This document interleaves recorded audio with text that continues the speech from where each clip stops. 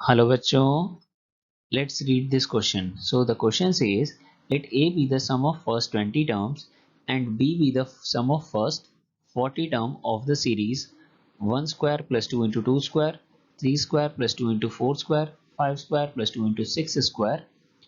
And if B minus 2A is equals to 100 lambda, then lambda is equals to option 1 464, option 2 496, option 3 232 and option 4 is 248।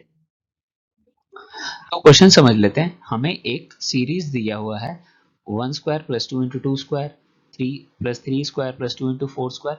तो यहाँ जो भी even terms है इस series में उसमें 2 से मल्टीप्लीकेशन किया गया है। अब ए जो है वो फर्स्ट 20 टर्म्स का सम है और बी जो है वो फर्स्ट 40 टर्म्स का सम है और b माइनस टू ए 100 लैम्डा के इक्वल है। तो हमसे लैम्डा की वैल्यू क्या की गई, पूछी गई है। तो जान लेते हैं क्वेश्चन का की कॉन्सेप्ट जो हमारा क्वेश्चन सॉल्व करने में यूजफुल होगा। की कॉन्सेप्ट, फर्स्ट की कॉन्सेप्ट जो हमारा यूज होगा वो sum of square of first n odd number is equal to n into n 2n plus one, यहाँ थोड़ा सा mistake, 2n plus one into 2n minus one divided by 3। और जो सेकंड कॉन्सेप्ट होगा सिमिलरली यहाँ odd है तो यहाँ इवन आ जाएगा। Sum of square of first and even number, तो वो किसके इक्वल होगा, 2n into n plus one, 2n plus one divided by 3। इन दोनों कॉन्सेप्ट का यूज हमारा क्वेश्चन में होगा। अब देखते हैं कैसे। तो हमारा ए क्या दिया हुआ है, ए दिया हुआ है सम ऑफ फर्स्ट 20 टर्म्स। तो हम इसे कैसे लिखेंगे, 1 square plus 2 into 2 square plus 3 square plus 2 into 4 square plus 5 square, और सिमिलरली ये चलता जाएगा और हमारा जो इवन टर्म है उसमें 2 मल्टीप्लीकेशन रहेगा और 20 टर्म्स है तो ये 2 इंटू 20 स्क्वायर है ना, यहां तक कोई प्रॉब्लम नहीं।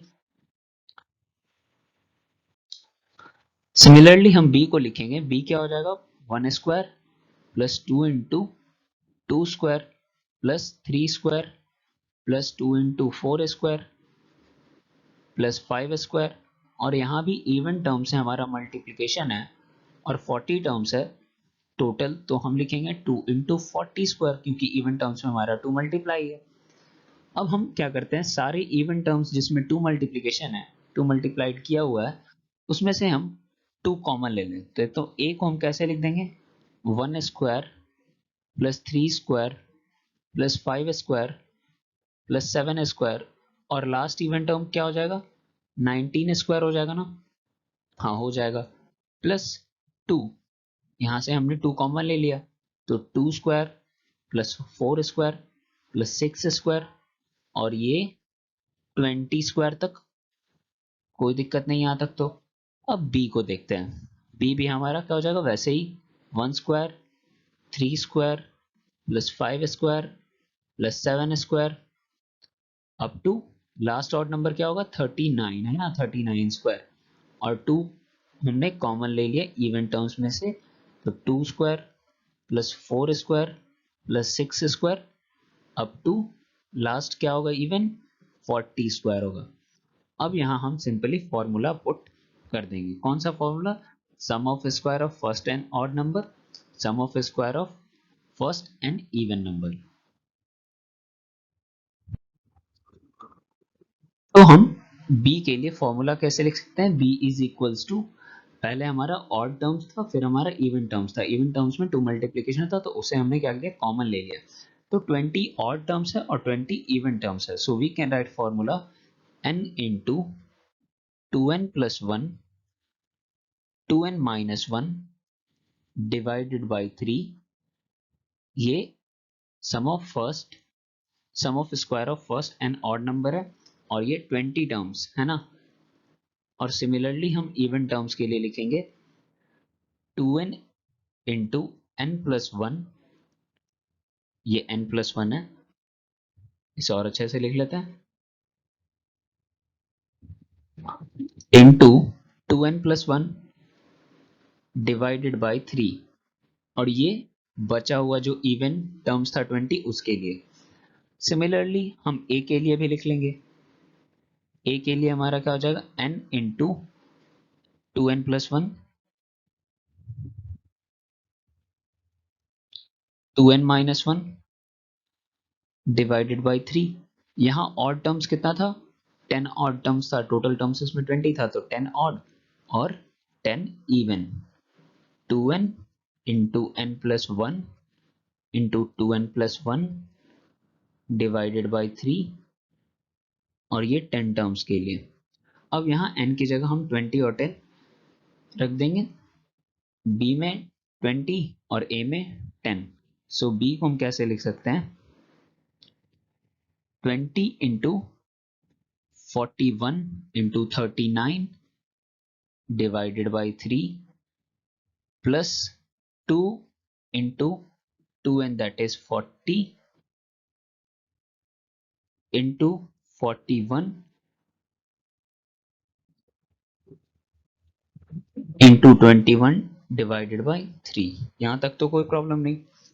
अब इसे हम सॉल्व करते हैं, तो हमारा 20 इंटू 41 इंटू 39 क्या हो जाएगा, 31,980, और इसे हम अगर मल्टीप्लाई करें 2 इंटू 40 इंटू 41 इंटू 21, तो ये आ जाएगा 68,880, और हमारा कॉमन बेस हो जाएगा 3। इसे ऐड करेंगे तो हमारा फाइनल v का वैल्यू क्या मिल जाएगा, 1,00860 अपॉन 3। यहाँ तक कोई प्रॉब्लम नहीं।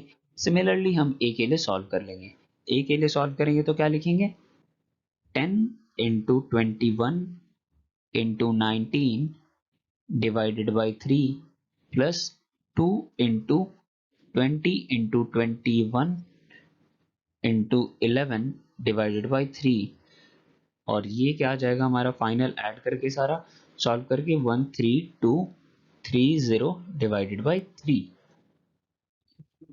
तो a का वैल्यू हमें पता चल गया, b का वैल्यू पता चल गया, b माइनस ए हम कर लेंगे। So b minus 2a is equals to 100 lambda, हमें पता है 100 into lambda. So b minus 2a क्या होगा, 1,00860 by 3 into minus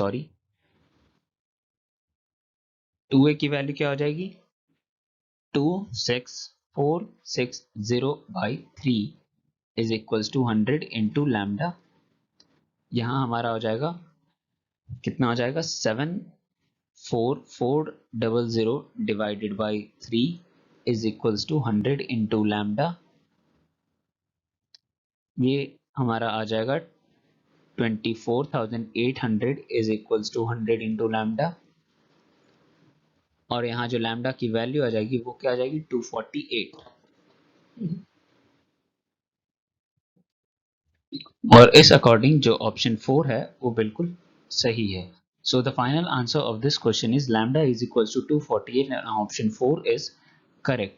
And we have got this answer by using our key concept of sum of square of first and odd number is n into 2n plus 1 into 2n minus 1 divided by 3, and sum of square of first and even number is 2n into n plus 1 into 2n plus 1 divided by 3. So I hope you understood it well. Thank you. Best of luck.